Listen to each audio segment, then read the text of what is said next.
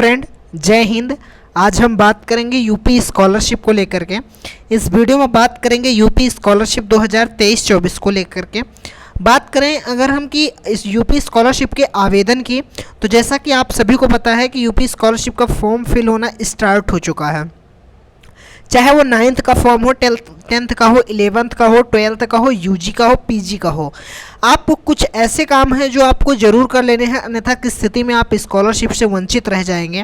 वो कौन से काम हैं मैं उनको सबसे पहले आपको इन्फॉर्म कर दूंगा।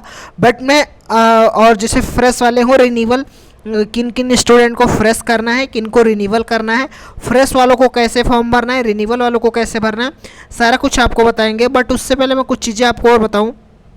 जैसे कि आप सभी को पता है कि यूपी स्कॉलरशिप का जो पोर्टल है वो 9th और 10th के लिए जो पोर्टल ओपन किया गया था वो 15 सितंबर को ओपन किया गया था। बट बात करें 11th 12th यूजी पीजी वालों के लिए, तो इनके लिए 22 सितंबर की ऑफिशियल जो नोटिस जारी की गई थी पोर्टल ओपन होने की, वो 22 सितंबर जारी की गई थी। बट क्या है कि 22 सितंबर ना ओपन होकर के 24-25 में ओपन हुआ था। अब क्या है कि 24-25 में ओपन तो हो गया, बट अभी वो प्रोसेस में क्या है, कौन सी साइट चल रही है, किसका फॉर्म फिल हो रहा है, किसका नहीं फिल हो रहा है, सारा कुछ अभी हम आपको इन्फॉर्मेशन देंगे। बट इसकी जो लास्ट डेट रखी गई है वो लास्ट डेट 31 दिसंबर है। 31 दिसंबर जनरल ओबीसी माइनॉरिटी कैटेगरी वालों के लिए है। SC ST वालों के लिए 31 मार्च तक उनको फॉर्म अपना फिल कर सकते हैं। बट क्या है कि जो जल्दी फॉर्म फिल करेंगे उनकी स्कॉलरशिप जल्दी आएगी। जो फॉर्म 1 जनवरी के बाद में फिल कर रहे हैं उनकी स्कॉलरशिप बाद में आएगी। ओके स्टूडेंट, आशा करते हैं यहाँ तक आप समझ गए होंगे।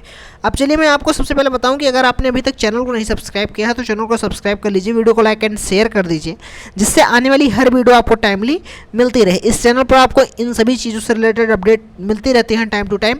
स्कॉलरशिप से रिलेटेड जितनी भी अपडेट होती है सारी आपको इस चैनल पर प्रोवाइड की जाती है। बाकी मैं आपको बताऊं कि अगर आपने अभी तक टेलीग्राम चैनल को नहीं ज्वाइन किया है तो टेलीग्राम चैनल को भी ज्वाइन कर लीजिए, उसका लिंक आपको डिस्क्रिप्शन बॉक्स में मिल जाएगा। कुछ ऐसी चीज़ें होती हैं जो वीडियो के माध्यम से शेयर नहीं की जा सकती, तो उन्हें PDF हो गया या फिर फ़ोटोज़ हो गई, तो उन्हें क्या होता है कि टेलीग्राम चैनल पर डाल दिया जाता है, जिससे आपको भी काफ़ी ज़्यादा हेल्प हो जाती है। ओके स्टूडेंट, चलिए वीडियो को स्टार्ट करते हैं। देखिए स्टूडेंट, मैं आपको बताऊं कि यूपी स्कॉलरशिप की जो ऑफिशियल वेबसाइट है वो कुछ इस तरह से है। यूपी स्कॉलरशिप की ऑफिशियल वेबसाइट। अब मैं बताऊं सबसे पहले कि आपको काम कौन कौन से करने हैं, कौन कौन से काम ऐसे हैं जिनको आपको कर लेना है, तथा किस स्थिति में आपको स्कॉलरशिप नहीं आएगी।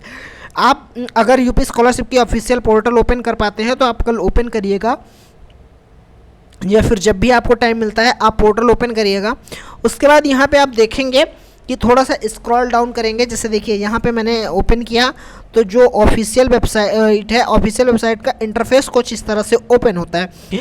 थोड़ा सा आप स्क्रॉल करेंगे या फिर आप स्केप में मतलब जो होता है उसमें ओपन कर लेंगे तो यहाँ पे देखिए लिखा आ गया, समस्त छात्र छात्राएं जिन्होंने अभी तक अपने बैंक खाते में आधार सीडिंग नहीं कराया, तत्काल अपने संचालित खाते में आधार सीडिंग करा लें। ठीक है, अवश्य करा लें। यानी ऐसे स्टूडेंट जिनके बैंक में अभी जो आधार सीडिंग होती है वो नहीं हुई है, वो अपने बैंक में आधार सीडिंग करा लें जितनी जल्दी पॉसिबल हो सके। आपको आधार सीडिंग उस बैंक में कराना है जो बैंक आपका एक्टिव हो, ठीक है, जिससे आप लेन देन करते हो।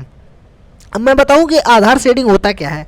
आधार सीडिंग में होता है कि आपका जो बैंक में आधार होता है, बैंक से आपका आधार लिंक कर दिया जाता है, यानी आप आधार से आप पैसे निकाल सकते हैं, आधार से आपके अकाउंट में पैसे आ सकते हैं।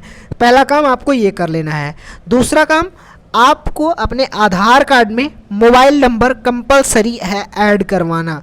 अगर ऐड नहीं करवाएंगे तो आपकी स्कॉलरशिप फॉर्म नहीं फिल होगा। बट अगर आप आधार सीडिंग नहीं कराएंगे तो आपका अकाउंट जो है वो चलेगा, वो तो आपका अकाउंट लग जाएगा, फॉर्म फिल भी हो जाएगा। बट अगर आपके आधार कार्ड में मोबाइल नंबर नहीं लगा है तो आपका फॉर्म नहीं फिल होगा। अब बैंक वाला क्या होगा कि जिनका फॉर्म बिना आधार सीडिंग के फिल हो जाएगा उनका फॉर्म आगे रिजेक्ट कर दिया जाएगा। पिछली बार आप देखे होंगे काफ़ी ज़्यादा स्टूडेंट ऐसे थे जिनका UID never enable for DBT, UID is disabled for DBT करके उनका फॉर्म जो है वो रिजेक्ट कर दिया गया था। ठीक है स्टूडेंट, अब इसमें ये भी लिखा है कि जितने रिन्यूअल कैटेगरी के स्टूडेंट होंगे चाहे वो क्या करेंगे, वो स्कॉलरशिप के लिए जो ऑनलाइन करेंगे वो ऑनलाइन करने से पहले वो पहले क्या करेंगे, सबसे पहले रजिस्ट्रेशन ना करके वो सीधे क्या करेंगे, अपना लॉगिन कर लेंगे। रिन्यूअल वाले, फ्रेश वालों को रजिस्ट्रेशन करना है, लेकिन रिन्यूअल वालों को बिना रजिस्ट्रेशन किए डायरेक्ट जो पुराना रजिस्ट्रेशन नंबर है उसी से जा करके उनको लॉगिन कर लेना है। कैसे लॉगिन करना है मैं ये भी आपको बताऊंगा। अब मैं बताऊं कि जो यूपी स्कॉलरशिप की ऑफिशियल साइट होती है, यहाँ पे स्टूडेंट वाले पे क्लिक करते हैं तो 3 तरह के ऑप्शन आते हैं। पहला आता है रजिस्ट्रेशन, दूसरा आता है फ्रेश, तीसरा आता है रिन्यूअल। रजिस्ट्रेशन क्या होता है, रजिस्ट्रेशन में आपको रजिस्ट्रेशन करना होता है वो फ्रेश वालों को। फ्रेश में क्या होता है कि फ्रेश में जब आप रजिस्ट्रेशन कर लिए होते हैं आपको रजिस्ट्रेशन नंबर मिला होता है, पासवर्ड मिला होता है, यहाँ से आप लॉगिन कर पाते हैं। रिन्यूअल में क्या होता है, रिन्यूअल में आपकी 1 साल स्कॉलरशिप आई होती है, आप एक बार स्कॉलरशिप का फॉर्म फिल कर चुके होते हैं, केवल कुछ ही डिटेल होती है जिन्हें आपको रिन्यूअल करना होता है। अब सबसे पहले मैं बात करूँ रजिस्ट्रेशन की, उसके बाद आगे का प्रोसेस का बात करूँगा। तो रजिस्ट्रेशन के लिए आप रजिस्ट्रेशन पे क्लिक करेंगे, उसके बाद आपका कुछ इस तरह का इंटरफेस ओपन हो जाएगा। इसके बाद यहाँ पे आपको 3 तरह के बॉक्स दिखेंगे। एक बॉक्स में आप जनरल SC/ST जनरल SC/ST का फ्रेश, यानी यहाँ से केवल फ्रेश होगा। प्री मैट्रिक का मतलब होता है 9th और 10th। पोस्ट मैट्रिक इंटरमीडिएट का मतलब होता है 11th and 12th। Post matric other than intermediate का मतलब होता है 12th के ऊपर भी कोई ऐसा कोर्स या डिग्री जैसे UG PG वाले हो गए। पोस्ट मैट्रिक अदर स्टेट क्या हो गया, पोस्ट मैट्रिक अदर स्टेट वो हो गया जैसे कोई दूसरे स्टेट से आकर के और इस स्टेट में पढ़ाई कर रहा हो यूपी में, तो वो यहाँ से फिल कर सकता है। सेम चीज़ें दोनों बॉक्स में भी है। जनरल और SC/ST वाले पहले बॉक्स से, OBC वाले दूसरे बॉक्स से, माइनॉरिटी वाले तीसरे बॉक्स में, जो भी क्लास के होंगे वो उस पर क्लिक करके रजिस्ट्रेशन कर लेंगे। मान लो कि मैं 11th का स्टूडेंट का रजिस्ट्रेशन कर रहा हूँ, तो मैं जो वो भी जनरल कैटेगरी में, तो मैं ऊपर से जो दूसरा वाला ऑप्शन है पोस्ट मैट्रिक इंटरमीडिएट फ्रेश, इस वाले पे क्लिक करूँगा। उसके बाद में कुछ इस तरह का इंटरफेस ओपन हो जाएगा। यहाँ पे देख रहे होंगे आप, लिखा हुआ है यहाँ पे आपको कॉलेज का नाम मतलब जिला डालना है। जिला के बाद आपको इंस्टीट्यूट सेलेक्ट करना है। इंस्टीट्यूट सेलेक्ट करने के बाद आपको वर्ग जाति समूह सेलेक्ट करना है, यानी आपकी कैटेगरी कौन सी है। जनरल के हैं तो जनरल, SC/ST के हैं तो SC/ST, जो भी आपकी होगी। उसके बाद आपको रिलीजन में हिंदू सेलेक्ट करना है, एक ही ऑप्शन आएगा। उसके बाद छात्र के नाम में आपका नाम डालना है, अपना वैसा नाम डालना है जैसा आपके हाई स्कूल के मार्कशीट पे होगा। ठीक है, उसके बाद में यहाँ पे मोबाइल नंबर डालना है। मोबाइल नंबर मैक्सिमम कोशिश करिएगा कि वही डालिए जो आपके आधार कार्ड से लिंक हो। वैसे यहाँ पे आप कोई भी आधार मोबाइल नंबर डाल सकते हैं, बट कंपलसरी वही है कि जो आपके आधार कार्ड से लिंक हो। यहाँ पे आपको हाई स्कूल का वर्ष डालना है, बोर्ड कौन सा था। अब यहाँ पे काफ़ी स्टूडेंट को प्रॉब्लम होती है कि वो क्या होता है कि अपना रोल नंबर गलत फिल करते हैं या फिर फिल नहीं कर पाते हैं, वो ये पहले वाले बॉक्स में फिल करते हैं। पहले वाले में ना फिल करके इस वाले बॉक्स में आप फिल करिए अपना रोल नंबर, आपका रजिस्ट्रेशन हो जाएगा। पासवर्ड बनाना आता होगा आपको, अपना नाम लिख दीजिएगा, अपने नाम का 4 लेटर, पहला लेटर कैपिटल कर दीजिएगा, उसके बाद @ लगा दीजिएगा, उसके बाद कोई न्यूमेरिक की लगा दीजिएगा, चाहे 1 2 3 4, चाहे 4 5 2, जो भी आपको सही लगे। दूसरा कंफर्म करके आप कैप्चा डालेंगे। कैप्चा डालने के बाद जनरेट OTP की बाद प्रोसीड हो जाएगा आगे की तरफ। प्रोसीड होने के बाद OTP जाएगी। OTP जाने के बाद में आपको OTP डाल करके प्रोसीड टू रजिस्ट्रेशन कर देना। आपका रजिस्ट्रेशन नंबर कुछ इस तरह से रजिस्ट्रेशन हो जाएगा। रजिस्ट्रेशन होने के बाद आपको रजिस्ट्रेशन नंबर मिल जाएगा। रजिस्ट्रेशन नंबर मिलने के बाद आपको पासवर्ड मिल जाएगा। उसके बाद में आपको लॉगिन कैसे करना होगा मैं अभी आपको बताता हूँ। देखिए यहाँ से प्रिंट करके आपको इन चीज़ों को सेव करके रख लेना होगा। अब चलिए मैं बताऊं आपको कि फ्रेश वालों को कैसे फॉर्म फिल करना है। देखिए सबसे पहले जाना क्या है कि फ्रेश वालों को फ्रेश पे क्लिक करना है। अगर मान लीजिए प्री मैट्रिक यानी 9th का कोई स्टूडेंट है जो क्या करना चाहता है कि अपना स्कॉलरशिप का फॉर्म फिल करना चाहता है, वो फ्रेश का स्टूडेंट है, तो उसको प्री मैट्रिक स्टूडेंट लॉगिन पे क्लिक करना है। जब वो प्री मैट्रिक स्टूडेंट लॉगिन पे क्लिक करता है तो उसका कुछ इस तरह का इंटरफेस ओपन होता है। BR सॉरी करके आता है। BR सॉरी का मतलब है कि जो आपका साइट है वो अंडर प्रोसेस है, यानी इस पर कुछ ना कुछ वर्क चल रहा है, इसी वजह से बी आर सॉरी आता है। क्योंकि बी आर सॉरी का मतलब ये भी होता है कि नेट इशू होता है या फिर साइट पे वर्कलोड ज़्यादा होता है, तब ये इस तरह की चीज़ें हो जाती हैं, ठीक है। बट अभी कुछ ऐसा नहीं है, वर्कलोड कुछ ज़्यादा होगा, मतलब कुछ प्रोसीजर होगा, कंप्लीट किया जा रहा होगा, इसी वजह से बी आर सॉरी आ रहा है। उसके बाद मैं बात करूँ दूसरे की, तो दूसरा क्या है, दूसरा है इंटरमीडिएट, यानी 11th वाला अगर कोई स्टूडेंट है कि जो उसका फॉर्म क्या खोलना चाहता है कि फ्रेश रजिस्ट्रेशन क्या फ्रेश लॉगिन करना चाहता है, तो उसके लिए क्या करना है, उस पर क्लिक करना है। क्लिक करने के बाद में आपका क्या होगा कि कुछ इस तरह का इंटरफेस ओपन हो जाएगा। यहाँ पे देख पा रहे होंगे लिखा है कि पोस्ट मैट्रिक इंटरमीडिएट, बट जब आप उस पर क्लिक करेंगे तो आप इन चीज़ों को नोटिस करेंगे। यहाँ पे लिखा है 22 और 23, और आपको लॉगिन किसका करना है, 23 और 24 का, यानी ये चीज़ें अभी अपडेट नहीं हुई हैं। इन चीज़ों के अपडेट ना होने का कारण एक ये भी है कि SC/ST के कुछ ऐसे छात्र हैं कि जिनकी स्कॉलरशिप नहीं आई है, तो उनको क्या है कि वो भी अपना ओपन करके अपना स्टेटस वगैरह देखते रहते हैं, इसी वजह से अभी ऐसा कुछ नहीं है। अगर आप पोस्ट मैट्रिक UG PG वाले बात कर रहे हैं, उनका फ्रेश का बात करेंगे, तो उनका देखिए post matric other than intermediate, यहाँ पे आपको सेम तरह की चीज़ों को डाल करके अपना सबमिट करके लॉगिन कर लेना। आप अपनी ऑफिशियल वेबसाइट पे पहुँच जाएंगे, स्टूडेंट का जो प्रोफाइल होता है आप वहाँ पे पहुँच जाएंगे, वहाँ से सारी चीज़ें आप एडिट कर सकते हैं, नया फिल कर सकते हैं।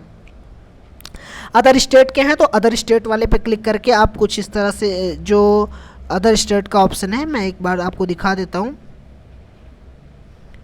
हाँ, यहाँ पे अदर स्टेट वाले पे जा करके आप वहाँ पे कर लेंगे। उसके बाद सेम ऐसे है, रिन्यूअल पे क्लिक करेंगे तो प्री मैट्रिक स्टूडेंट लॉगिन, उसके बाद इंटरमीडिएट, सेम इसी तरह की चीज़ें ओपन होती हैं। प्री मैट्रिक में क्या होता है, 10th का होता है, इंटरमीडिएट में क्या होता है, 12th का होता है। पोस्ट मैट्रिक में फर्स्ट ईयर छोड़ करके सेकेंड ईयर, थर्ड ईयर जिसमें किसी में है तो रिन्यूअल में ही होगा। तो अब मैं बात करूँ प्री मैट्रिक स्टूडेंट लॉगिन की, अभी तो pre matric student login renewal में, तो आप देखेंगे अभी तो रिन्यूअल में क्या है कि फॉर्म फिल होना स्टार्ट हो चुका है। मैं अभी दिखाने वाला हूँ आपको, एक सेकंड स्टूडेंट वेट कर लीजिएगा। यहाँ पे देखिए, यहाँ पे मैंने जो कहा था, देखिए यहाँ पे रिन्यूअल लिखा है, रिन्यूअल लिखा होने के बाद में यहाँ पे प्री मैट्रिक लिखा है, यानी 10th का है। उसके बाद 23 और 24, यहाँ पे 23 और 24 का ऑप्शन आ रहा है। यहाँ पे इन तरह की चीज़ों को आपको रजिस्ट्रेशन नंबर डाल देना है, DOB डाल देना है, उसके बाद में सारी चीज़ों को डाल करके सबमिट कर देना, तो आप अपना प्रोफाइल पे ओपन हो जाएंगे, वहाँ से उन चीज़ों को एडिट कर लेंगे। 10th वालों की मैं बात कर रहा हूँ। बट हाँ, इस तरह की चीज़ों को करने में भी थोड़ा सा समस्या आ रही है, क्योंकि सारी डिटेल आप डाल देते हैं बट लॉगिन नहीं होता है। ठीक है स्टूडेंट, अब मैं बात करूँ नेक्स्ट की, तो अगर आप किसी तरह की और भी चीज़ हैं, जैसे इंटर की है, आप अगर इंटर में रिन्यूअल करना चाहते हैं, इंटर में रिन्यूअल करने के लिए देखिए लिखा है यहाँ पे post matric other than, post matric लिखा है, पोस्ट मैट्रिक इंटरमीडिएट, उसके बाद रिन्यूअल लिखा है। तो रिन्यूअल में क्या है, पोस्ट मैट्रिक इंटरमीडिएट पे क्या आपको अपना रजिस्ट्रेशन नंबर डालना है, रजिस्ट्रेशन नंबर डालने के बाद DOB डालनी है, सारी चीज़ें डाल करके आपको सबमिट कर देना है। बट यहाँ पे भी देखिए 22-23 आ रहा है, तो देखिए सबसे पहले आपको यही देखना है कि यहाँ पे 22-23 आ रहा है। जब तक 22-23 आएगा तब तक आपकी साइट ओपन नहीं होगी, आप अपना रिन्यूअल नहीं या फ्रेश नहीं कर पाएंगे। जैसे साइट ओपन होना बंद होती है, वहाँ पे 23-24 आने लगता है, तब आप समझ जाइए कि आपका जो मतलब है 23-24 आना, समझ जाइए आपका रजिस्ट्रेशन होना स्टार्ट हो गया, यानी फ्रेश लॉगिन करके आप फॉर्म फिल कर सकते हैं। जैसे ही रिन्यूअल और फ्रेश का पूरा प्रोसीजर स्टार्ट होगा, मैं एक एक स्टूडेंट का रिन्यूअल का, एक एक फ्रेश का फिल करके आपको दिखा दूंगा। जैसा ही आपको सही लगे वैसा करिएगा, जैसे आपको फॉर्म में जो चीज़ें लगे कि गलत हैं उन चीज़ों को आप अवॉइड करिएगा और अपनी सही कर लीजिएगा, फॉर्म फिल कर लीजिएगा। बट अभी तक के लिए मैंने ये वीडियो इसलिए प्रोवाइड करवाया, काफ़ी स्टूडेंट इस तरह की मैंने एक वीडियो डाली थी जिसमें रजिस्ट्रेशन हो रहा था, तो उसमें काफ़ी ज़्यादा स्टूडेंट का कमेंट आया कि सर पूरा प्रोसेस बताइए कि इसके आगे क्या करना है। तो रजिस्ट्रेशन के आगे बहरहाल अभी कुछ हो नहीं रहा है, केवल और केवल 10th का रिन्यूअल हो रहा है। ओके स्टूडेंट, मैं आशा करता हूँ कि वीडियो आपके लिए इन्फॉर्मेटिव रहेगी। इन्फॉर्मेटिव रही तो वीडियो को लाइक करें, शेयर करें। Thank you for watching this video में बने रहने के लिए धन्यवाद।